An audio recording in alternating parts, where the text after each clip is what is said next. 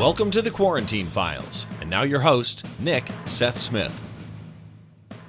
Hello and welcome. I'm excited to have Jerry Baker and Connie Snider-Baker of the Baker and Snider team from Keller Williams with me today.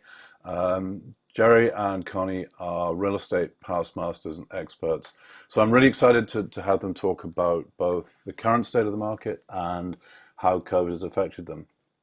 Before we go too much into the current state of the world, why don't you guys tell me a little bit about your background, who you are, what you do, what makes you special, and so on. First of all, we're a husband and wife team, and we have 43 years experience, and it's always been full-time, full service.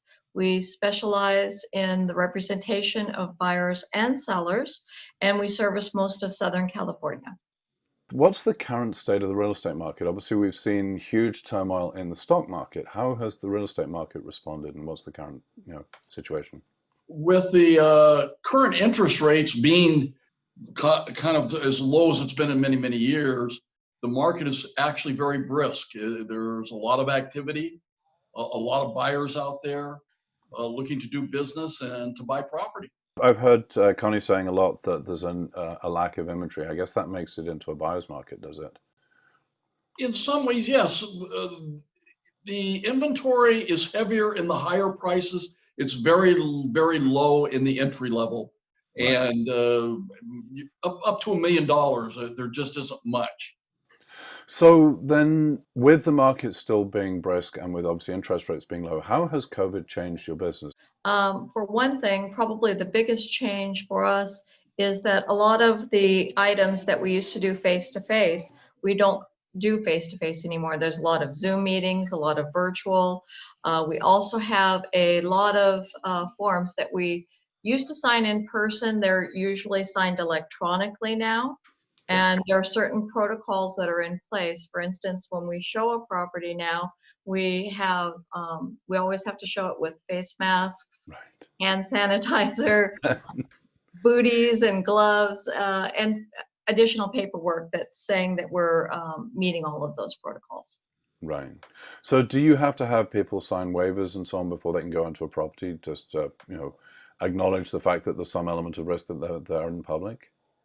Yes, most definitely. They do sign a waiver. Both buyers and sellers sign a waiver. And the most important thing that we're interested in is protecting everybody's safety, whether it be buyer, seller, contractors, whoever it might be going in and out of the property. Sure. No, that makes perfect sense. And I imagine that must slow the process down a little bit as well, just makes it a little bit more sort of... Good point, Nick. It really does slow it down. And it adds to the paperwork. It adds a tremendous amount to the paperwork. Right. So, Connie, I saw in amongst the safety equipment, I didn't see gloves there. Do you have them wear gloves as well? So that part of it is about comfort level. Optional, yeah. It's optional. So if a buyer feels like they would like to have booties on or gloves worn, then we provide those. Sure. If on the same instance, the seller says, I really want anybody that comes into my house to be wearing gloves, to be wearing booties, obviously those are disposed of after each showing. Of course, yeah. But yeah, we also restrict the number of people that can be in the property at any one time. Right. This is part of the protocol. We're allowed to be one agent and two buyers at any one time. So if there's more than two buyers, then we have to go through at separate times. We can't all go in the house together. Got it. So, I mean, so like if you had a family of five, then you just have to have two of them and then take them in pairs?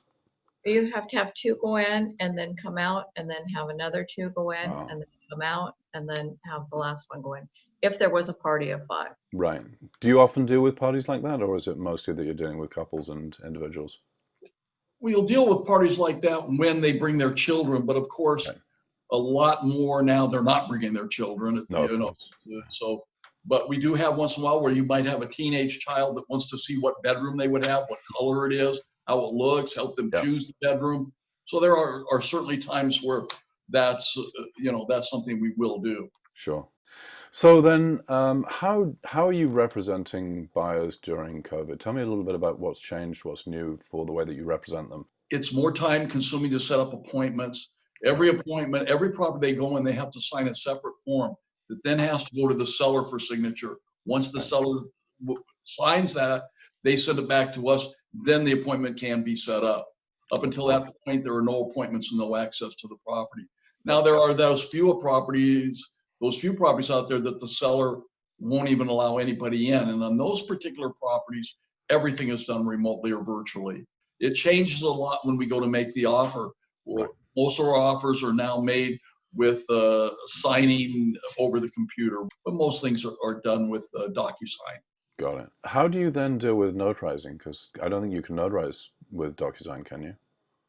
No, you can't notarize with DocuSign. There are mobile notaries who will go and notarize. Escrows take care of the notarization. We don't have to do that. Okay. So they all have a different setup for how they're approaching that and how they're doing it. So then flipping it around, how have things changed if you're representing or when you're representing sellers? Okay, so for the seller, as far as that goes, obviously the biggest change is there are no more open houses. Right. But you still need to get that listing out there, marketed, shown. So we still come, we take a multitude of pictures, give a very complete description, and do virtual tours, floor plans, and try to get most of the people to be able to either eliminate it or include it at that point in time. So when they do come to see it, the first thing is there's a list of the best showing practices protocol that has to be placed at the entry, informing buyers that they need to wear masks, they need to sanitize their hands, Right. they can wear gloves and booties, depending upon what the buyer or the seller want. And we leave those at the thing. We ask the buyer's agent to limit the number of people that are actually touching all of the services. Once the showing is complete, we ask the buyer's agent to disinfect the counters. We leave wipes, disinfectant wipes, Right. on all of the counters in the bathroom and the kitchens, and sanitize their hands both going in and leaving. We also have to make sure that the property has been sanitized between different agent showings. Cool. So if you had some advice for buyers and sellers at the moment, what would it be right now and going forwards? Well, I try to tell people this: the price of property doesn't change that much. What really changes is the value of money. So when you start telling yourself, oh my, I'm paying so much for this, it's not that you're paying any more than the person before you did. It's that our value of what money will buy has changed. Good advice, very good advice. So, and obviously, I mean, just reading between the lines from your earlier comment, real estate's a great investment, but whether it's for your own home or for something else, I assume. People are always going to need a place to live, and that's not going to change. Right. Size of the place may change from time to time, whether they're downsizing or upsizing. And I think that a lot of people during this quarantine time have come to realize that where they're living is too small. They need a little bit more room. And I think the biggest change that has come with this is people are finding that they do need that place that they can do work from home. They Right. need a dedicated office. Yeah. So this has been great. Have you just got a few closing remarks and then tell people how they can get a hold of you? Okay. Well, again, we are a husband and wife team. We have a lot of experience with regular sales or standard sales. We've handled a lot of probates, trust sales, divorces, relocations, investment property, income property, and multifamily homes. So we do bring a lot of experience to the table. We love working with people. And the main thing that we do is we like to customize a plan that works for the individuals that we're working for, because everybody's situation is different. Perfect. And how can people find you? They can find us. We're Baker and Snider team at Keller Williams. Our office is located in Arcadia, and you can reach us by email, connie@bakerandsnider.com, and Jerry's phone is 626-233-0620.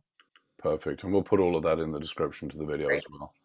Guys, thank you. This has been wonderful. It's always fun to spend time with you, and thank you for the insights into the current state of the market. Thank you, Nick. Thank you. Thanks for watching the Quarantine Files. Please be sure to subscribe to the YouTube channel and hit the bell.